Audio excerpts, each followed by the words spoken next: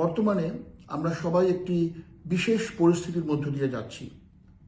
Kuwait সহ পশ্চিম এশিয়ার এই অঞ্চলে চলমান যুদ্ধ পরিস্থিতিতে সময়ে সময়ে সাইরেনের সতর্কতামূলক আওয়াজ এবং ড্রোন ও মিসাইল আক্রমণের মধ্যেও আপনারা যে ইতিবাচক মানসিকতা, ধৈর্য এবং সাহস প্রদর্শন করে চলেছেন তা সত্যিই প্রশংসনীয়।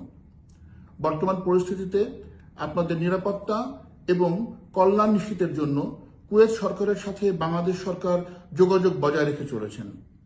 বাংলাদেশের পররাষ্ট্র ও প্রবাসী কল্যাণ মন্ত্রণালয় থেকে মন্ত্রী ও প্রতিমন্ত্রী মহোদয়গণ কুয়েতস্থ বাংলাদেশ দূতাবাসের সাথে নিয়মিত যোগাযোগ রাখছেন।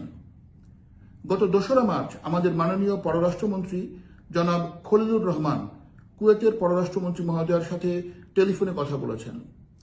কুয়েতের সার্বভৌমত্ব লঙ্ঘনের ঘটনাগুলিকে বাংলাদেশ সরকার নিন্দা জানিয়েছে।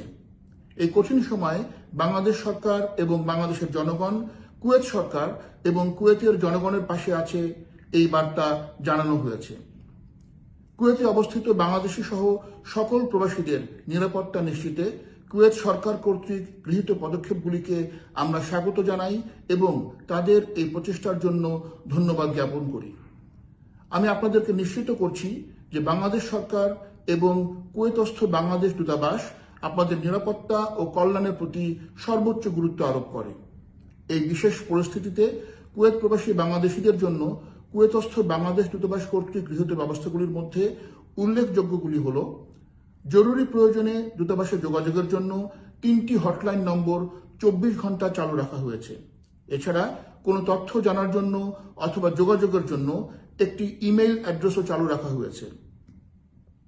দূতাবাস কর্তৃক নিয়মিত সকল প্রকার কনসুলার এবং অন্যান্য সেবা প্রদান চালু রাখা হয়েছে। দূতাবাসের অফিসিয়াল ওয়েবসাইট এবং ভেরিফাইড ফেসবুক সহ অন্যান্য সোশ্যাল মিডিয়ায় আপনাদের জন্য প্রয়োজনীয় তথ্য এবং কুয়েত সরকারের বিভিন্ন নির্দেশনা নিয়মিত প্রকাশ করা হচ্ছে।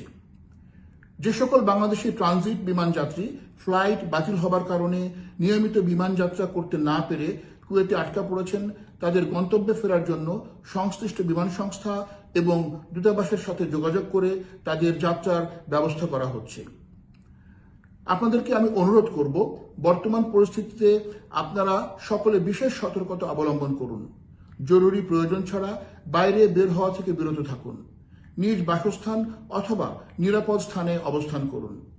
নিরাপত্তার স্বার্থে সকল অসামরিক ব্যক্তিবর্গ সামরিক স্থাপনার আশপাশ থেকে দূরে থাকুন। পরিস্থিতি বিবেচনায় নগদ টাকা, কুয়েতের civil ID, health insurance card, mobile phone, power bank, mobile phone charger সবসময় নিজের কাছে রাখুন। বেসরকারি সোশ্যাল মিডিয়া বা অন্যত্র থেকে প্রাপ্ত যাচাইবিহীন তথ্য অথবা গুজবে কান না দিয়ে কুয়েত সরকারের বিবৃতি ও নির্দেশনা মেনে চলুন।